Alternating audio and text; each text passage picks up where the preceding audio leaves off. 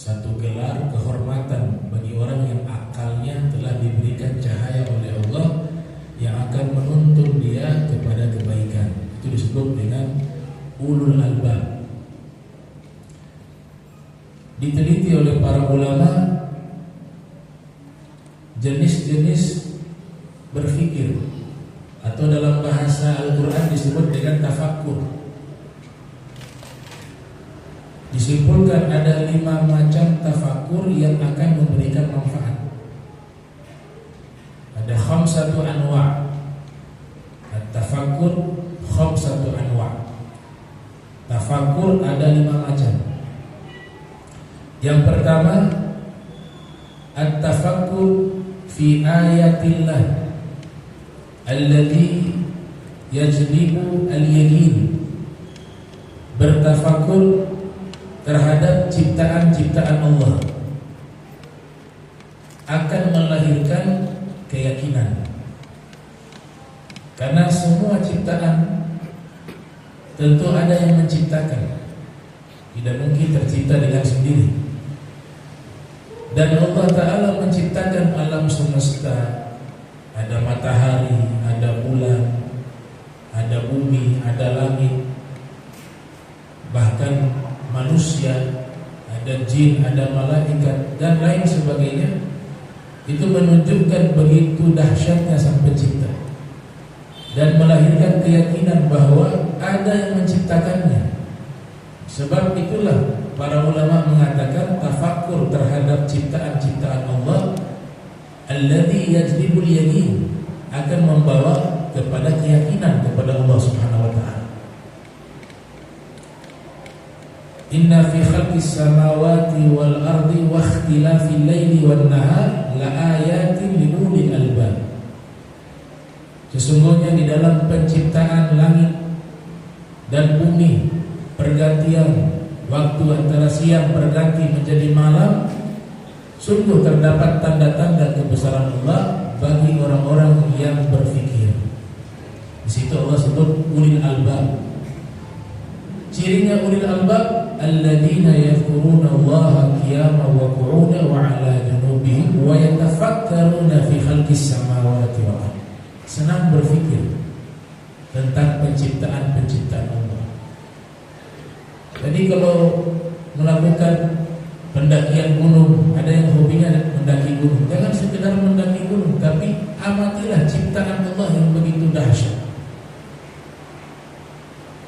sehingga melahirkan keyakinan bahwa adanya Sang Pencipta.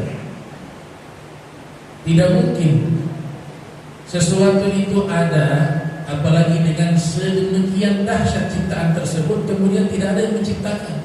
Itu hal yang mustahil, yang tidak bisa diterima oleh akal. Sekalipun orang-orang yang menyatakan bahwa mereka tidak percaya adanya Tuhan, sebenarnya dalam hati kecil mereka keyakinan akan Tuhan itu tetap ada. Karena adanya mereka itu pasti ada yang menciptakan. Orang ateis misalnya, mulhidun, mengatakan Tuhan tidak ada, tapi secara fitrah tetap yang namanya manusia akan mengakui adanya Tuhan. Nabi memberikan batasan. Kalian silakan tafakur terhadap penciptaan-penciptaan Tuhan, tapi jangan tafakur dengan zatnya Allah. Tafakkaru fi ayatillah wala tafakkaru fi dhatillah li'annakum lan taqdiru qadrah.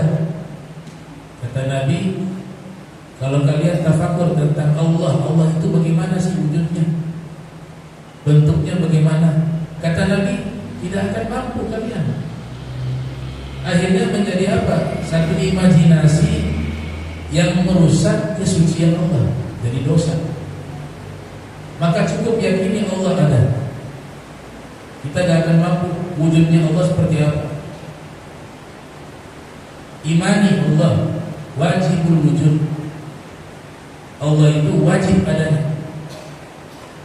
Maka hakikatnya kalau dalam surat Al-Baqarah di mukaddimah, alladzina yu'minuna bil ghaib, orang-orang orang beriman itu percaya kepada yang gaib. Kebanyakan ulama tafsir menafsirkan yang gaib di situ diantaranya adalah Allah. Tapi realitanya, hakikatnya itu sebenarnya yang gaib kita, makhluk. Allah itu tidak gaib, Allah itu ada. Kita makhluk dari tiada diadakan oleh Allah Ta'ala. Tapi makna gaib di situ konteksnya selama kita hidup di dunia kita tidak akan bisa melihat Allah, sehingga dikatakan gaib bagi diri kita. Nah, ini tafakur terhadap ciptaan Allah memberikan manfaat, melahirkan keyakinan kepada Sang Pencipta. Yang kedua, at-tafakkur fi ni'amillah alladhi yajlibu syukra. Bertafakur akan nikmat-nikmat yang Allah berikan kepada kita. Hal ini akan melahirkan rasa syukur kepada Allah Subhanahu wa ta'ala.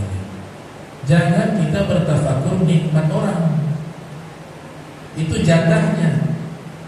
Akhirnya lahir sifat iri hati. Sifat iri hati ini memang masuk ke ranah hukum fikih, hukumnya haram, tapi juga masuk ke ranah akidah. Sebab orang yang iri hati akan nikmat orang lain, seakan-akan dia memprotes, ya Allah, kenapa kau berikan nikmat itu kepadanya? Maka masuk kepada apa? Penolakan terhadap ketetapan Allah. Jadi dia masuk ke ranah hukum, tapi bisa masuk juga ke ranah akidah. Itu sifat iri hati. Tafakurlah nikmat yang Allah berikan kepada kita, yang saat ini kita nikmati, itu sudah tidak bisa terhitung. Wa in ta'uddu ni'matallah la tuhsuha. Dan nikmat tidak hanya bermakna uang.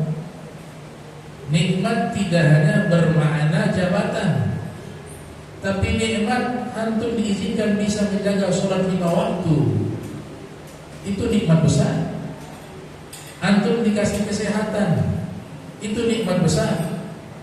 Antum dikasih urusan dipermudah oleh Allah, diberikan anak yang sehat. Itu semua nikmat. Maka Allah Ta'ala berfirman, jika kalian menghitung nikmat Allah, kalian tidak akan mampu menghitungnya. Tapi memang sedikit yang bersyukur. Sudah nas di dalam Al-Quran, wa qalilun min ibadis syakur. Dan sedikit sekali dari hamba-hambaku orang-orang yang pandai bersyukur. Nah, padahal syukur ini nanti dampaknya adalah akan melahirkan amal soleh. Orang kalau senang bersyukur pasti akan taat sama Allah.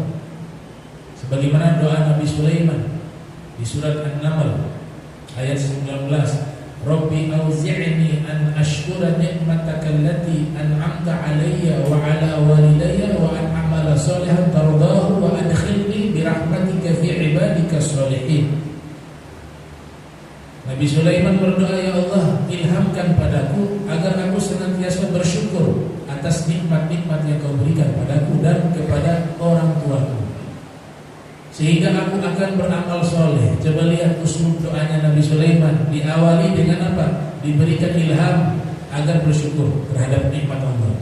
Setelah bersyukur akan nikmat Allah, maka akan melahirkan apa? Amal soleh. Kalau amal soleh sudah dia lakukan, maka digolongkan dia sebagai hamba-hamba pilihan Allah dan masuk ke dalam barisan ibadis sholihin, hamba-hamba yang soleh. Tafakkur yang ketiga, at-tafakkur fi wa'dillah wa thawabihi alladhi yajlibu ar-raghbah. Tafakkur terhadap janji Allah dan pahala yang Allah berikan bagi orang-orang yang taat.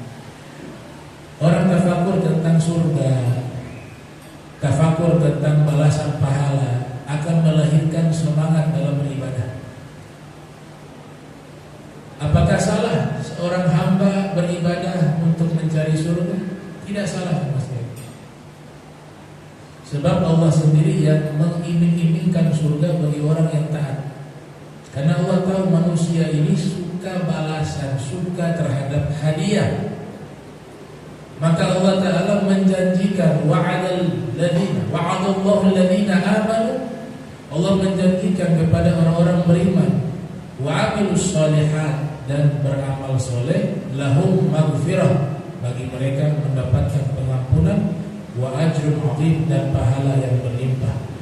Di ayat yang lain, wasari'u ila maghfiratin min rabbikum, sampai kepada firman u'iddat lil muttaqin, disediakan surga itu bagi orang-orang bertakwa. Jadi tafakur terhadap surga akan memunculkan semangat dalam ibadah. Walaupun para ulama membagi bahwa ibadah itu motivasinya 3, dinyatakan ikhlas. Keluar dari 3 ini dinyatakan tidak ikhlas. Yang pertama adalah beribadah karena syukur pada Allah, karena dasar cinta. Dia bukan mencari surga, bukan mencari neraka, tapi dia ingin memberikan rasa terima kasih atas nikmat Allah yang Allah berikan padanya, dan motivasi ibadahnya memang senang karena mahabbah, karena cinta. Ini level tertinggi dan masuk kategori ikhlas yang tertinggi. Yang kedua, ibadahnya ingin mencari surga, itu juga ikhlas. Yang ketiga, ia beribadah takut masuk neraka, itu juga dinyatakan ikhlas, sebagaimana yang dijelaskan oleh Syekh Nawawi Al-Bantani dalam Syarah Al-Arba'in An-Nawawiyah. Tafakkur yang keempat, at-tafakkur fi wa'idillah wa jazaihi alladhi yajlibu khasyah atau al-khauf. Al-khasyah atau al-khauf. Yang keempat, tafakkur terhadap neraka. Wa'id artinya ancaman dari Allah. Ancaman dari Allah neraka dan balasan, sanksinya. Nah, orang yang tafakur selalu berpikir adanya neraka akan memunculkan rasa takut kepada Allah. Ketika sudah muncul rasa takut kepada Allah, maka akan muncul takut melakukan pelanggaran, takut melakukan dosa, takut meninggalkan kewajiban. Nah, ini adalah tafakur yang sangat mulia.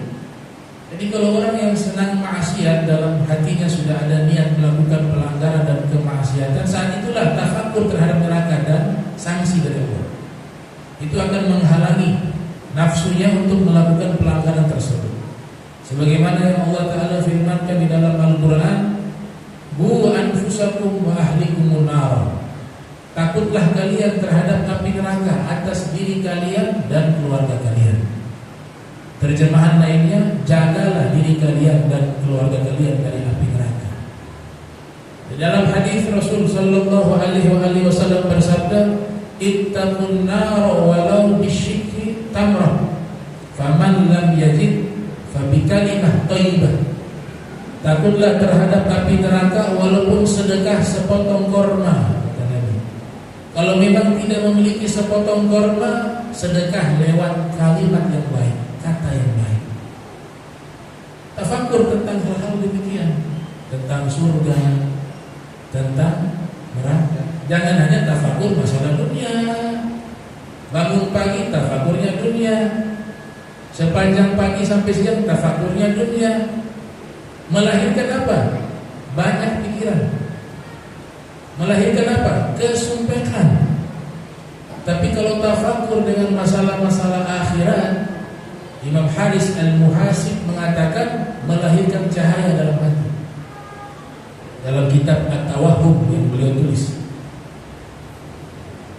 Tafakur yang terakhir, at-tafakkur fi juhudin nufus amama ata'illah alladhi yajlibul haya wan nadamah atau wan nadamah. Tafakur terhadap diri kita, itu yang disebut evaluasi diri, introspeksi, muhasabah, bahwa diri kita ini banyak melakukan pelanggaran, banyak melakukan dosa. Kalau itu dilakukan akan melahirkan sifat malu, al-haya, malu kepada Allah yang pertama. Allah sudah memberikan kita nikmat yang begitu berlimpah, tapi nikmat tersebut kita gunakan untuk melanggar perintahnya, malu kita. Sebab itulah Nabi katakan sifat malu ini adalah bagian dari keimanan. Yang dimaksud malu kepada Allah, malu kepada Rasulullah, malu kepada sesama manusia, kepada kaum muslimin, malu terhadap diri diri sendiri. Bagaimana cara malu terhadap diri sendiri? Yaitu di hadapan orang banyak dia menunjukkan dirinya sebagai orang yang baik, tapi di saat sendiri dia melakukan banyak kejahatan yang terselubung. Harus malu kepada diri sendiri. Nabi katakan al-haya'u minal iman, malu sebagian daripada keimanan. Dalam riwayat yang lain, al-haya'u la ya'ti illa bi khairin, sifat malu tidaklah dilakukan melainkan pasti membawa kebaikan. Bahkan semua para nabi, mulai dari Nabi Adam alaihissalam hingga Nabi kita Muhammad sallallahu alaihi wasallam, ketika memberikan nasihat kepada umat mereka, selalu yang keluar dari lafaz mereka, idza lam tastahi fasna' ma syi'ta. Wahai umatku, kalau kalian tidak memiliki sifat malu kepada Allah, silakan kalian lakukan apapun yang kalian suka. Artinya apa? Kalau kalian memang hidup di dunia, rasa malu kalian kepada Allah yang menciptakan kalian dan menghidupi kalian dengan nikmat-nikmatnya, silakan kalian melanggar perintahnya. Bagi Allah tidak ada masalah. Kemaksiatan kita yang kita lakukan, kedurhakaan kita yang kita lakukan, pelanggaran yang kita lakukan atas semua perintah-perintah Allah, hal itu tidak memberikan dampak apapun kepada Allah. Begitu juga seluruh ketaatan yang kita lakukan, kebaikan yang kita lakukan, itu pun tidak memberikan manfaat apapun kepada Allah Subhanahu wa taala, tapi dia kembali kepada diri kita sendiri. Wa in ahsantum li anfusikum. Jika kalian berbuat baik, kalian berbuat baik kepada diri kalian, bukan kepada Allah. Kalau kalian berbuat buruk, falaha, itu juga kembali kepada kalian, bukan kepada Allah. Allah Maha segala-galanya. Allah menciptakan kita bukan karena butuh kepada kita. Beda kalau makhluk. Makhluk membuat sesuatu karena makhluk butuh kepada sesuatu. Tapi Allah menciptakan sesuatu, Allah tidak butuh kepada sesuatu tersebut, tapi sesuatu tersebut yang butuh kepada Allah. Itulah terjemahan Allahus Samad. As-Samad diterjemahkan dan ditafsirkan oleh Abu Hurairah, artinya adalah Allah la yahtaju ila kulli syai'in wa kullu syai'in yahtaju ilaihi. Allah tidak butuh kepada segala sesuatu, akan tetapi segala sesuatu butuh kepada Allah Subhanahu wa taala. Barakallahu li wa lakum fil Qur'anil Karim wa nafa'ani wa iyyakum bima fihi minal ayati wa dzikril hakim wa taqabbala minni wa minkum tilawatahu innahu huwas samiul alim. Aqulu qawli wa lisanil muslimin wal muslimat wal mu'minin wal mu'minat al ahya minhum wal amwat fastaghfiruhu innahu huwal ghafurur rahim.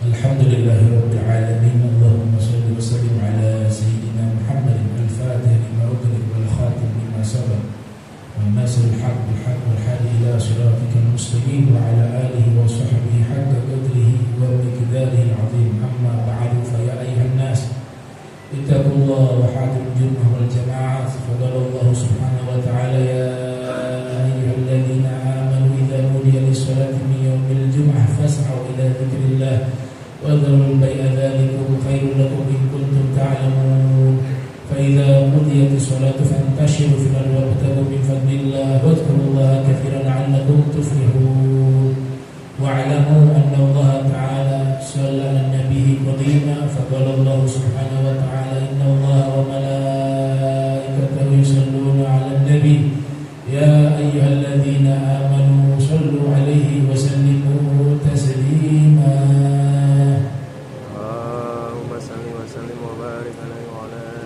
اللهم صل وسلم على سيدنا محمد في الأولين وصل وسلم على سيدنا محمد في الآخرين وصل وسلم على سيدنا محمد في كل وقت وحين وصل وسلم على سيد الأنبياء والمرسلين وعلى الملائكة المقربين وعلى عباد الله الصالحين من أهل السماوات والأرض ورضي الله تبارك أبي بكر وعمر وعثمان وعلي وسائر أصحاب رسول الله أجمعين والتابعين لهم بإحسان إلى يوم الدين وانصرنا ورحمنا معهم برحمتك يا أرحم الراحمين. اللهم اهد المسلمين في القدس والغزة وفي كل فلسطين. اللهم كن لهم عونا ونصيرا. اللهم عليك باليهود والظالمين وسنة الغاصبين. اللهم احصهم عددا واقتلهم بددا ولا تغادر منهم أحدا. اللهم أرنا فيهم عجائب قدرتك واجعلهم عبرة لغيرهم يا رب العالمين. اللهم انصر إخواننا المسلمين في فلسطين. اللهم فك كيد أسراهم وفرج عن كربهم. اللهم اشف مرضاهم وقوي عاجزيهم. اللهم اعن على ما يحول عليهم يا رب العالمين.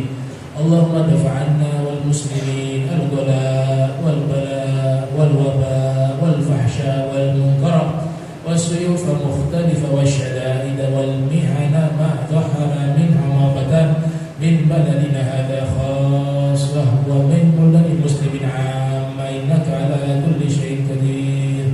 اللهم ارحمنا والطف بنا واحفظنا وانصرنا وفرج عنا والمسلمين. اللهم اكفنا وإياهم شر مصائب الدنيا والدين. اللهم أصلحنا وأصلح من في صلاح الإسلام والمسلمين. اللهم لا تهلكنا وأهلك من في حلاك صلاح الإسلام والمسلمين. اللهم ادفع عنا وارفع عنا الأذى والبلاء والوباء والأمراض والأسقام والحروب والفتن وجميع أنواع البلاء ما ظهر منها وبطن برحمتك يا أرحم الراحمين. اللهم أصلح الإمام والأمة ورعيته وادفع شر بعضهم عن بعض واختم لنا بالحسنى في خير ولطف وعافية برحمتك يا أرحم الراحمين. اللهم اغفر للمسلمين والمسلمات والمؤمنين والمؤمنات الأحياء منهم والأموات إنك مجيب الدعوات وقاضي الحاجات وغافر الذنوب والخطيئات يا أرحم الراحمين. سبحان ربك رب